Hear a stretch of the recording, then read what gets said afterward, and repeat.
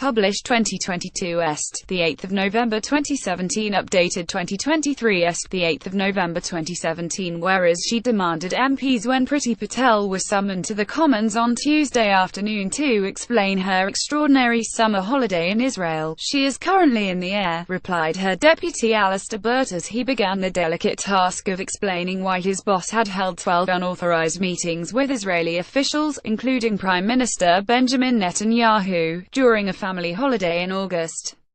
24 hours later, the whole world knew exactly where Ms. Patel was rolling. News channels were broadcasting live footage of a website showing the progress of a Kenya Airways flight from Nairobi as she returned to London to face the end of her ministerial career.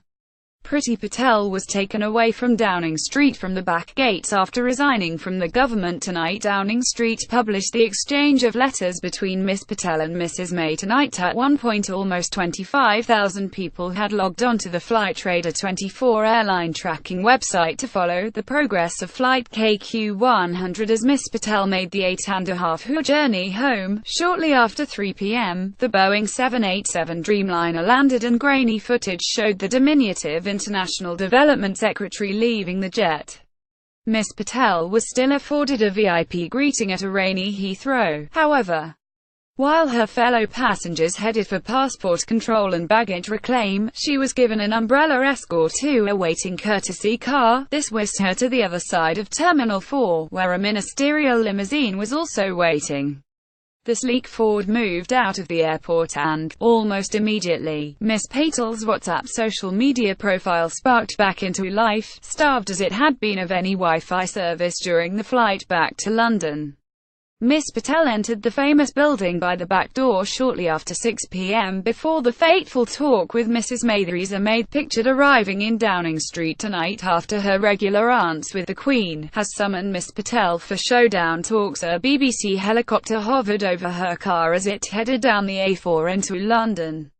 Those were divided on whether the situation was more reminiscent of murder suspect O.J. Simpson's famous white Bronco chase by Los Angeles police or a scarcely believable scene from fictional BBC Two political comedy The Thick of It. Either way, it was a very modern farce being played out on 24-hour TV news, Twitter, websites and any other social media platform of your choosing.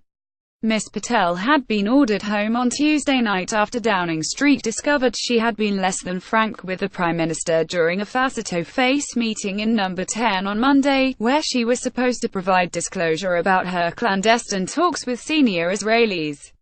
Ms. Patel apologized to the PM and promised not to repeat her behavior.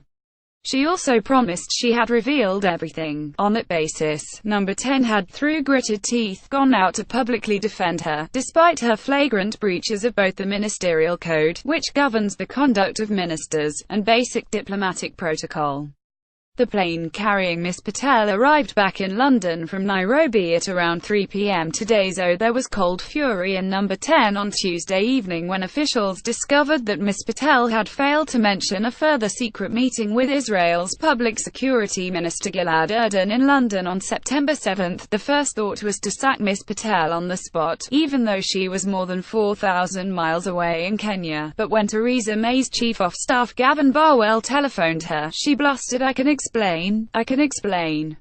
So a decision was taken to order her home to face the but any slender hopes of survival were fatally undermined yesterday when she was reported to have made another unauthorized trip to a hospital in the Golan Heights, an illegal Israeli settlement which the UK has not recognized since it was annexed from Syria 50 years ago. Ms. Patel arrived in Nairobi at 9:30 p.m. for the start of what was supposed to be a three-country tour of Africa with International Trade Secretary Liam Fox.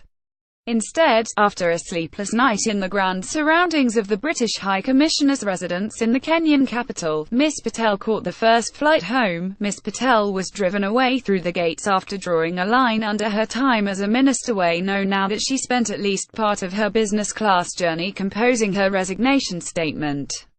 On landing, Downing Street left her to sweat for 3 hours while the Prime Minister carried out her regular aunt with the Queen. By 6:22 p.m. a smiling Ms. Patel was pictured arriving at Downing Street, entering through the rear entrance. She was swiftly followed into Number 10 by a rather less cheerful Mrs. May. At a little after 7 p.m., as her marketing consultant husband Alex Sawyer was seen leaving the family home in southeast London, Miss Patel's ministerial chauffeur whisked her away from Downing Street. From today, the courtesy car won't be available to her. August 13 to 25, International Development Secretary Priti Patel travels to Israel with her husband and son on a family holiday. She holds 12 meetings with Israeli politicians, diplomats and interest groups, including Prime Minister Benjamin Netanyahu, without any UK government officials present. The meetings were arranged by Tory peer Lord Pollack, honorary president of Conservative Friends of Israel, who accompanies her to all but one of them. August 24, the Foreign Office becomes aware of Miss Patel's presence in Israel after opposition leader Yair Lapid tweets a picture. September 7, Miss Patel meets Israeli Minister for Public Security Gilad Erdan in the House of Commons, again without telling the foe. September 18, Miss Patel meets Israel's most senior diplomat, Yuval Rotem, in New York. November 2, Theresa May holds talks with Mr. Netanyahu in Downing Street, but the PM is still unaware of Miss Patel's visit. November 3, BBC diplomatic editor James Landale breaks the story that Miss Patel held several undisclosed meetings, and quotes anonymous ministers accusing her of trying to win favour with wealthy pro-Israeli conservative donors who could fund a future leadership campaign. Labour calls for an investigation into whether she breached the ministerial code. Number 10 calls it a private holiday and says no probe is taking place. Miss Patel brushes off the reports, telling The Guardian that the Foreign Office and Boris Johnson knew about the visit. Monday, Miss Patel is hauled into Number 10 and given a slap on the wrist by the PM. She is forced to clarify her suggestions that Foreign Secretary Mr. Johnson knew about the visit in advance, and that the only meetings she held were in the public domain, neither of which was true. Tuesday, pressure grows on Miss Patel as she flies to Kenya on a pre-arranged visit. Yesterday, Miss Patel is ordered to get on the next flight home for a showdown with the PM, after more revelations overnight. Miss Patel did not inform the PM about the September 7 meeting with Mr. Erdan despite demands for disclosure. This lack of openness seals her fate and she is forced to quit.